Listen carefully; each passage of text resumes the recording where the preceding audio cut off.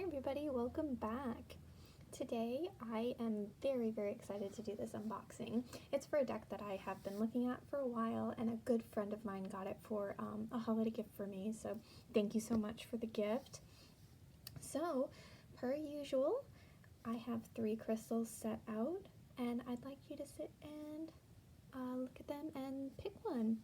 At the end of the video, there will be a pick a card pile for you. So, the first one here is a heart-shaped rainbow fluorite. All of the stones here are going to be fluorite. It's one of my personal favorite stones, and they are shiny. Okay, this is a fluorite point, and the difference between the heart shape and the point is obviously the shape, but a point will direct the energy a little bit stronger than the heart or the sphere. So this is one of my favorite newer pieces of fluorite here. This is a rainbow fluorite. It has blues, greens, and some purples. All right, and we'll get to the meaning of the fluorite towards the end of the video, so I'll see you there. Okay everyone, so welcome to the White Light Oracle unboxing by the Elderfairyapothecary. This deck is by Alana Fairchild. There are a lot of videos on this deck, but it doesn't matter to me because none of them are mine.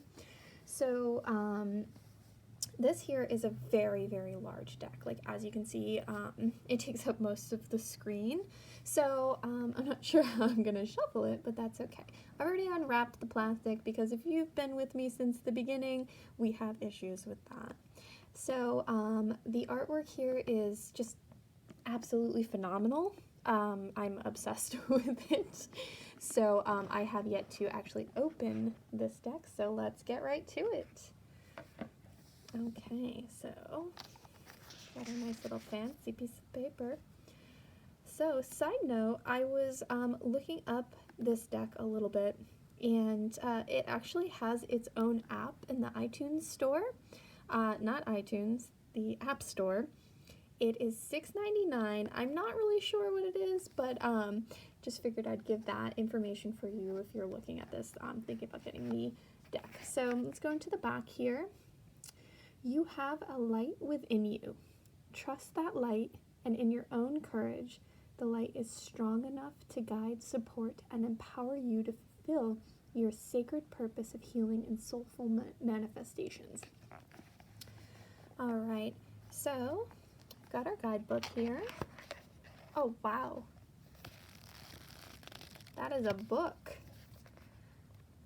So this is amazing. I'm excited is the correct English.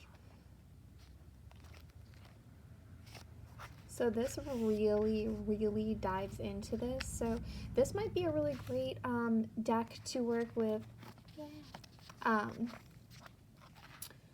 like shadow work. For those of you who are not familiar with shadow work, there's a few videos on it, but it's kind of trauma work, I guess, is the best way to sum it up. So this is a crazy book. So I'm going to spend my day reading this excitedly. One of the things that attracted me to this book is not only the artwork, but it deals with numerology and frequencies. So if you aren't unfamiliar with my Instagram and what I do for my oils that I make in the apothecary, is not only are they, you know, charged with your healing herbs and essential oils, I also use frequency tuning to tune them to your specific affirmations and manifestations. I do use moonlight and crystals as well, so they're definitely very powerful energetically. Okay, so I'm gonna flip this guy over. Hello. Okay, so it looks like this beautiful wolf is the card backs. Gorgeous. I'm I could stare at that all day. Like, that's enough to just put on my wall. Okay, bear with me for the plastic. All right.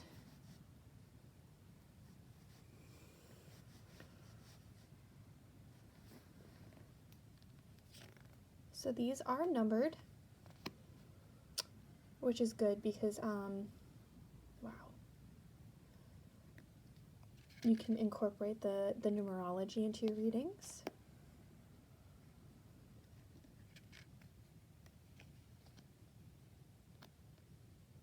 They're just, I mean, look at them, gorgeous.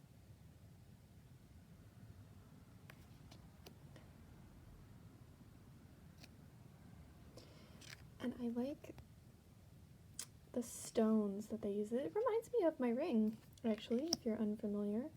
This is my smoky quartz ring. They're very smoky quartz vibe in this one. This is like hitting me like a clear quartz, which makes sense with the crown chakra. The swirls, this is very flowy, very air, very just gorgeous. This radiates. 7 Blessings of Eve. This reminds me of like Aztec or Mayan work. Oh, the coal. These are, I mean, I'm gonna say absolutely gorgeous like 25 times in this video. I love that as an 8 card.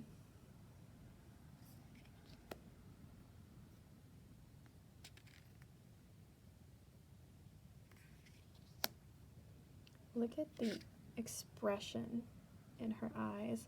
I can't wait to dive into this book. I'm already going to highly recommend this. The cardstock is really, really, it's good, feels thick. No stickiness. It's not a very shiny glossy, so it's going to photograph well. This one feels like there's another card in there. I think they're just thicker cards. Okay. Perfume of Sophia. Bastet of 174 hertz. I'm pretty sure this is my absolute favorite card in the entire deck. I don't even have to look at the rest of them. 258 hertz. Like, just how amazing the makeup and the spirit work is. It's, wow. Spirit Bear.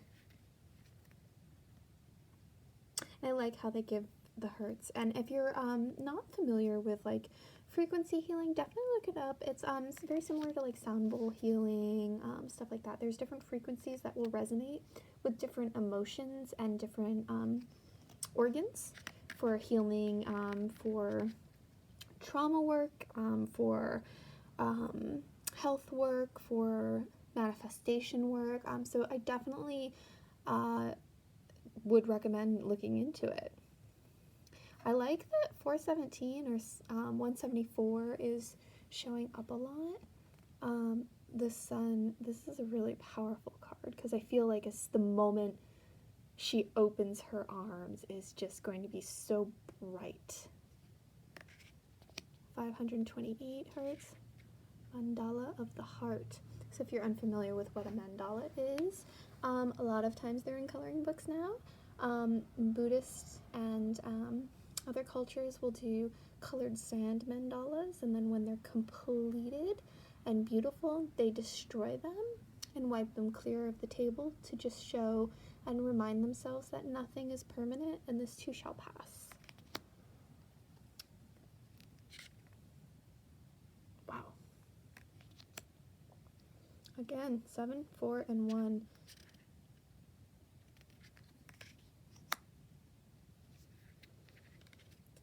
Spirit Owl. I feel like that was my old area code. Not area code. Is that area code for phone? I think so. I don't remember. It's cell phones now.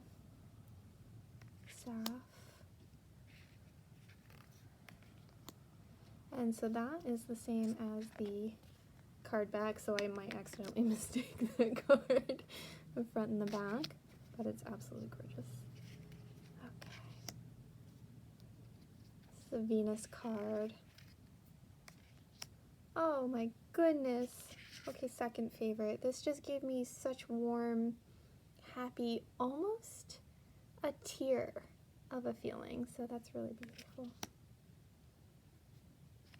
This is very seductive to me.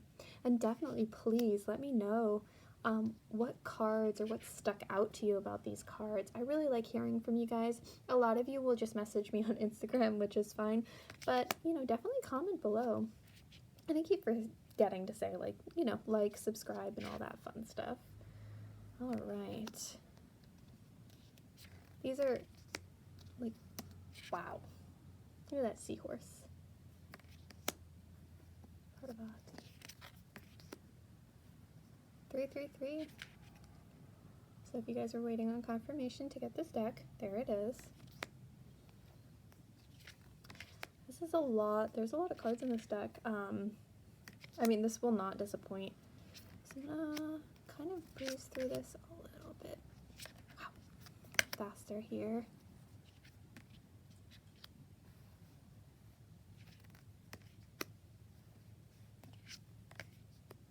I cannot wait to research all of these. Like this, look at that.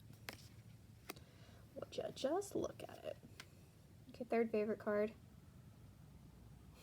Which is funny, it's a 7. Ishtar's Lion Gate, 888. This card is, yeah, I'm obsessed. Okay, so I hope you enjoyed that as much as I did. Let's get right into a quick shuffle and then move everything out of the way here. Okay, most likely I'll have to read the artist and if they would do reversals on this. Usually I don't with oracles. Sometimes I do, it does depend. So also, if you've been following me from the beginning of the channels, you can definitely email me to book personal readings. I do energy advice readings. You know, you have up to kind of like 3 questions for advice and coaching and you know, a little bit of all of that fun stuff. So definitely, again, check out Elder_fairy_apothecary on Instagram, and Elderfairyapothecary@gmail.com is my email. I'd love, again, to also answer in the comments below as well. Okay, so I'm going to do a quick pause. I'm going to pull the 3 cards for you guys who are waiting on your message there. So I'll be right back. Hey, and welcome back. So as I said earlier, I'd explain a little bit about the meaning of fluorite and rainbow fluorite. It has so many meanings, so definitely look it up, check it out. So metaphysically, the green fluorite is really good for focus.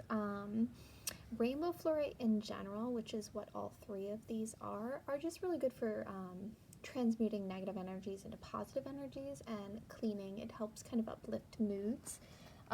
So I tend to wear this one a lot. It's a stone that I would recommend to everyone, but definitely vibe it out for yourself because some stones do react differently to others. Okay, so Fluorite Heart, this one's for you. Your message is number 41, which is a 5, Alabaster Tablet of Layla. Okay, so I am going to refer to the book because it's a different type. So I'm going to go in here and look up number 41.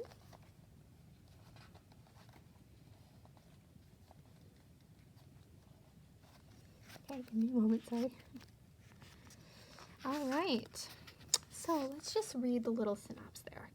You are remembering at a soul level. You're tapping into a greater awareness and understanding of your higher self purpose.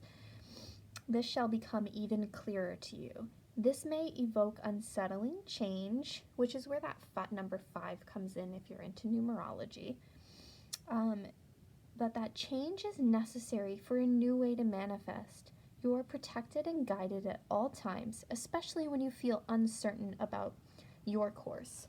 You are truly loved.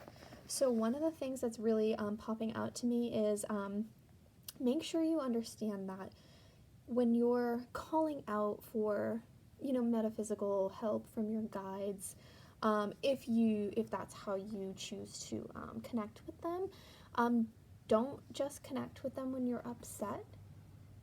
Try and connect with them all the time. It builds a strength with them, and you will be able to trust your intuition and know that these changes are necessary to bring you along the path that you're supposed to be on. Okay, next we have this beautiful rainbow fluorite point, which was actually also a gift.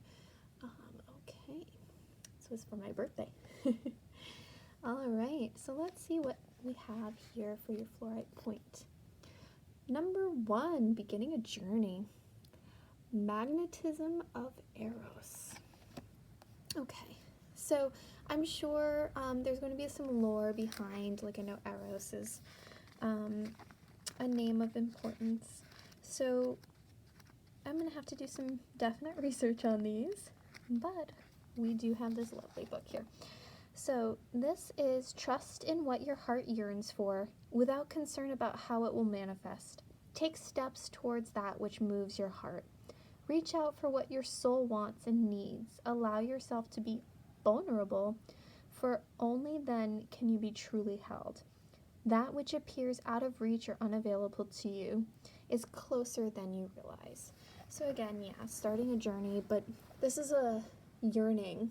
Oh, where are you going? Yearning, but not out of desperation. This is starting that journey of manifestation, soul searching, partner searching, things like that. And I see this spiral. So this spiral is where my eyes are going, which means the journey is going to start off slow, but it's going to get quicker and quicker and quicker as you go down. So I don't know if you've ever paid attention to a little swirl, the whirlpool in a drain as it's going down. So I feel like that's the type of energy. It's going to start off slow, but don't get impatient. Sit with it and let its embrace take you where you need to go. Okay, this little active guy over here, we've got the sphere. So this is a newer piece to my collection here. Okay, so you've got number 19, which is a 10, which is a 1. Soul of Polluti, 741 hertz. So this here, it just feels very, I feel a little bit of sorrow with this card, just because of where she's looking and kind of looking down. And she's looking to her right, so maybe upset about something possibly about to happen, but hasn't happened yet. So let's see what this card says. Number 19.